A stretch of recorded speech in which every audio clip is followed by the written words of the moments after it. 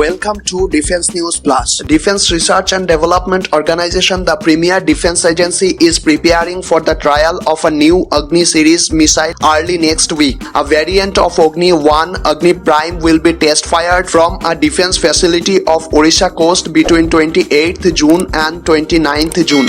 A notice to airmen has already been released for the scheduled test.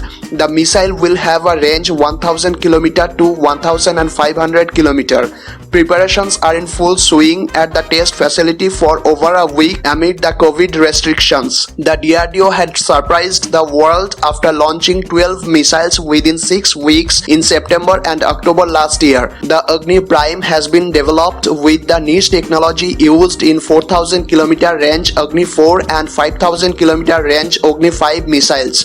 The two-stage and solid-fueled missile will be guided by inertial navigation systems based on advanced ring laser gyroscopes. Both stages have composite rocket motors and guided systems are equipped with electromechanical actuators. The official said unlike the single-stage AGNI 1, the double-stage AGNI Prime will have a canister version with the flexibility to be fired from both road and rail mobile launchers. The sleek missile that weighs less than that of the previous variant due to the integration of new technologies will be more lethal in terms of power and killing ability. After successful experimental trials, the AGNI Prime is supposed to replace the AGNI 1 missile. India has 5 AGNI series missiles in its arsenal. Next update, Russian Sevmash shipbuilding enterprise has completed modernization of Indian shipyards, performing better repairing and maintenance of INS Vikramaditya. The Russian company said in its 2020 annual report all the necessary work has been completed to equip the shipyards of the foreign customer with repair shops for weapon systems to ensure the repair and maintenance of weapon systems for the ship of Project 11430. Sevmash stated that it provided technical assistance in the operation of equipment and systems of the Project 11430 ship and delivered spare parts, tools and accessories to India. India's sole aircraft carrier is a modified Kiev-class carrier purchased in 2013.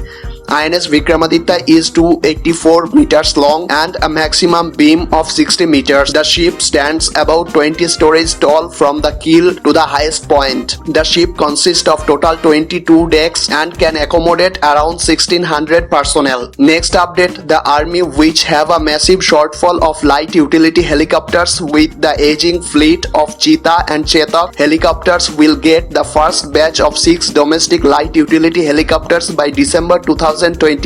Hindustan Aeronautics Limited has designed and developed the light utility helicopters. The light utility helicopters will replace the aging Cheetah and Chetak helicopters along with the Russian Ka-226T helicopters. The army variant of the light utility helicopters received initial operational clearance at Aero India in Bangalore in February. Next update, the Swift, India's upcoming unmanned stealth bomber, has started its ground trials including low, medium and high-speed taxi testing on the first prototype to ascertain aircraft's performance and instrumentation from a ground control station to evaluate the functionality while the vehicle reaches accelerated speed. The Swift will be powered by Russian NPO Saturn 36 MT turbofan engine and will be replaced by GTRE's small turbofan engine on later stage.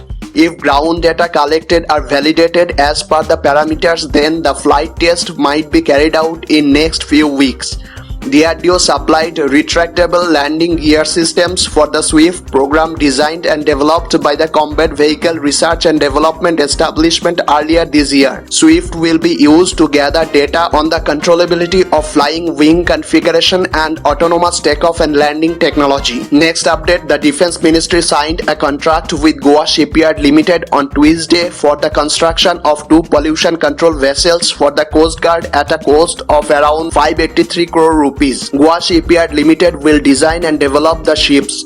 The vessels are supposed to be delivered by November 2024 and May 2025 respectively. The ministry stated that the new pollution control vessels planned are for pollution response requirements in eastern and the ecologically sensitive Andaman and Nicobar regions. The vessels with capability of operating helicopter on board will have many advanced features with modern pollution response equipment of niche technology for containing, recovering and dispersing of marine well spill.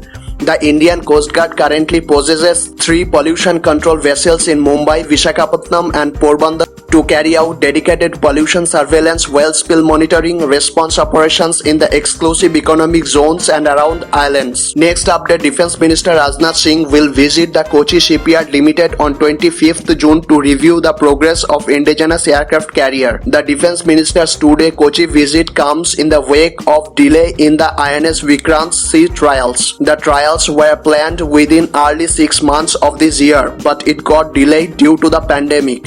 The basin trials of the aircraft carrier were successfully conducted at Cochin Shipyard Limited in December last year. The warship's machinery and equipment were tested in floating conditions before the sea trials. Over 75% of the material and equipments of INS Vikrant being built indigenously. Over 50 Indian manufacturers with around 2,000 direct and over 40,000 indirect workforce were involved to build the indigenous aircraft carrier. That's it for today. If you like our work, then please hit the like button, share this video and do subscribe this channel to get the notification of the next video. Thank you.